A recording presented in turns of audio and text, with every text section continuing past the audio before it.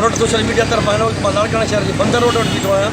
बंदर रोड ते हीअ जेका टांगा स्टैंड ठहियल हुई, जेका पाकिस्तान खां अॻु में हिकिड़े हिंदू जेको आहे सो सेठ पंजूमल जेको आहे घोड़नि खे गरम हालत में इहो गरम रोडनि ते ॾिसी हिटनि में गरम जॻहियुनि ते बीहंदो ॾिसी इहे पंहिंजे ख़र्च सां ठाराए ॾिनी।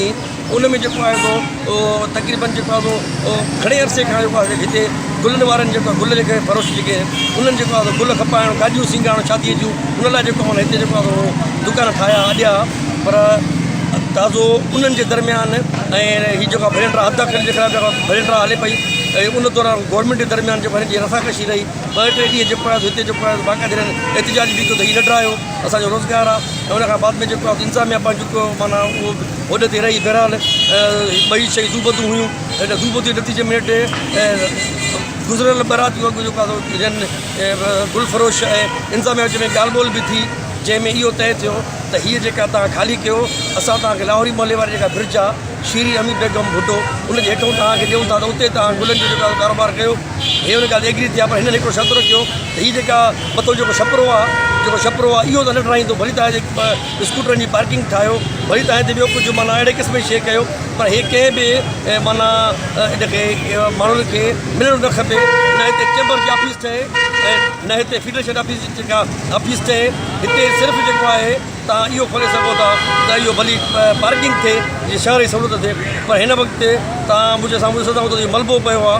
इहो मलबो जेको आहे माना उन जी जेको आहे तारीख़ी ठहियल जेको आहे टांगा स्टैंड जो मलबो आहे। उहा टांगा स्टैंड सॼी माना दुकान जीअं हिननि मांडियूं खयूं त इंतिज़ामिया जेको आहे सॼी उहा टांगा स्टैंड पट करे छॾी।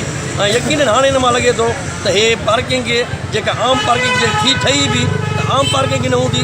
इहे वापारियुनि जी हाणे गाॾियूं तक़रीबन वापारियुनि गाॾियूं वरितियूं अथऊं, उन्हनि जी पार्किंग हूंदी। ऐं थी सघे थो त हिन जे मथां हू चेंबर्स जी ऑफिस बि ठाहे। सर तव्हां लाइ वाइदो कयूं अॻे असांजी ॻाल्हियूं जेके थियूं त वाइदो बि कयूं त जेको आहे न ठाहींदासीं। हिन में तव्हां बि ॻाल्हि एग्री कयो। पोइ भला वरी बल्बो ड्राइव आहे, सॼी बिल्डिंग ई ड्राइव आई आहे टांगा स्टैंड वारी। जेके इंतिज़ामिया ॻाल्हियूं कयूं उन्हनि कंहिं बि ॻाल्हि ते इतमाद न थियो, कंहिं बि ॻाल्हि ते उहो पंहिंजो मुतहद न थिया। उहे सभु ॻाल्हियूं असांजे लाइ पूरियूं कयूं वयूं। हिननि चयो असां वरी टांगा स्टैंड न ठाहींदासीं, हेठों पार्किंग ठाहींदासीं। पार्किंग इन ई टांगा स्टैंड जे हेठों हूंदी, उहो टाउन जो हूंदे टांगा स्टैंड बि ठाहे छॾियो।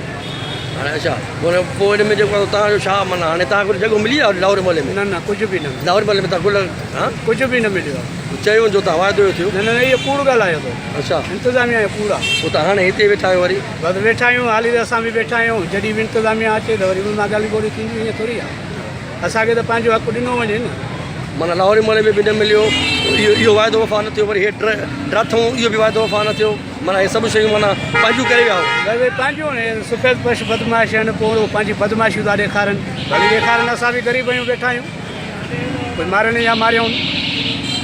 ॾिसो हे तव्हां हिननि जे वाइदे मूजिबि जेको ॻाल्हियूं थियूं उन में इहो त माना हे असां जेको आहे त हीअ टांगा स्टैंड जा जेका मथो छपरो आहे ठाहींदासीं न, असां हिन में पार्किंग कंदासीं। जंहिं ते हे वीचारा एग्री थिया त ठीकु आहे, भली कयो। पर त असांखे उथारे ॿियनि खे त अॼु न विहारियो। हाणे हे ईअं वीचारा इंडिविजुअल वेठा आहिनि।